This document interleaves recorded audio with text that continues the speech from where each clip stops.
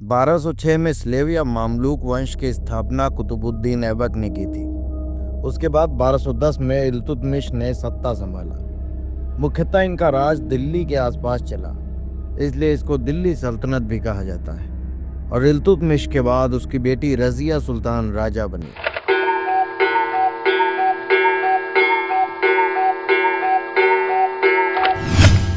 इतिहास में रजिया सुल्तान से पहले कोई भी महिला राजा नहीं बनी और ये मुस्लिम नियमों के खिलाफ था। रजिया सुल्तान ने सारे नियम तोड़े और हाथी पर सवार होकर खुद को सुल्तान की उपाधि दी। रजिया सुल्तान ने पर्दा सिस्टम को खत्म किया और महिला पुरुष सबको एक समान बनाया। करीब 1205 में रजिया सुल्तान का जन्म हुआ था और कुतुबुद्दीन ऐबक इसके नाना जी थे, क्योंकि रजिया सुल्तान के पिता इल्तुतमिश की शादी कुतुबुद्दीन ऐबक की बेटी से हुई थी और उनसे रजिया सुल्तान का जन्म हुआ था। रजिया सुल्तान के भाई का नाम था नसीरुद्दीन महमूद, जिसकी मृत्यु 1229 में हो गई थी।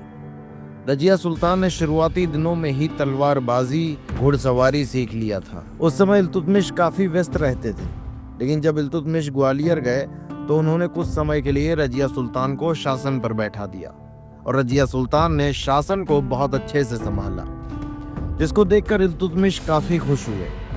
तभी 1236 में इल्तुतमिश की मृत्यु हो गई और रुकनुद्दीन फिरोज ने सत्ता पर कब्जा कर लिया, लेकिन ये बहुत बेकार सुल्तान साबित हुआ।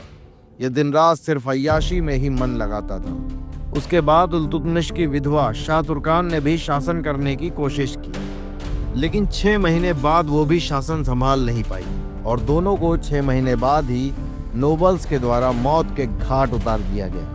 और उसी के साथ 1236 में ही रजिया सुल्तान सत्ता में आई। ये धर्मनिरपेक्ष शासक थी। इनको कला और संस्कृति से बहुत प्यार था। इन्होंने बहुत सुंदर सिक्के भी बनवाए थे, जिन्हें टंका और चित्तल कहते हैं, जो कि इल्तुतमिश के द्वारा चलवाए गए सिक्के थे और इसने उन सिक्कों पर डॉटर ऑफ इल्तुतमिश लिखवाया था। इन्होंने कई विद्यालयों की स्थापना की ताकि बच्चों को पढ़ाया जा सके और वहाँ पर बच्चों को कुरान के साथ साथ हिंदुओं की लिखी हुई किताबें भी पढ़ाई जाती थी। साथ ही गैर मुस्लिम पर लगने वाला टैक्स भी रजिया सुल्तान ने ही हटाया था और वो सभा भी लगाती थी जहाँ सबकी समस्याओं को सुनती थी। इतना सब अच्छा करने के बाद भी इनका शासन बहुत दिन तक चल नहीं पाया और इनकी हत्या कर दी गई। इनकी हत्या के पीछे कई वजह थी। पहली, ये एक महिला थी और मुस्लिमों के हिसाब से औरतों का ये सब करना उनके संस्कृति के सख्त खिलाफ था। इसी वजह से मुसलमान इनसे चिढ़ने लगे। दूसरा, इन्होंने इस्लाम के नियमों के विरुद्ध जाकर पर्दा सिस्टम और लिंग भेद को मिटा दिया था। ये सब भी मुसलमान को बहुत खटक रहा था। तीसरा, जो टर्किश चीफ थे उन्होंने इनके अंडर काम करने को मना कर दिया था, क्योंकि उनको महिला के नीचे काम करना खटक रहा था।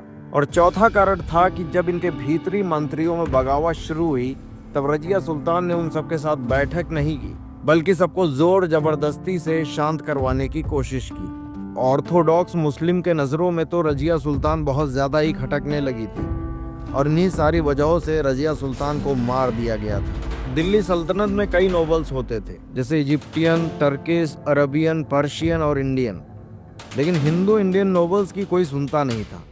इनका काम सिर्फ नाम मात्र था। मुख्यतः नोबल्स का काम राज्य का विस्तार करना, रणनीति बनाना, सारी मुख्य योजनाएं बनाना, सारा इनका ही काम होता था।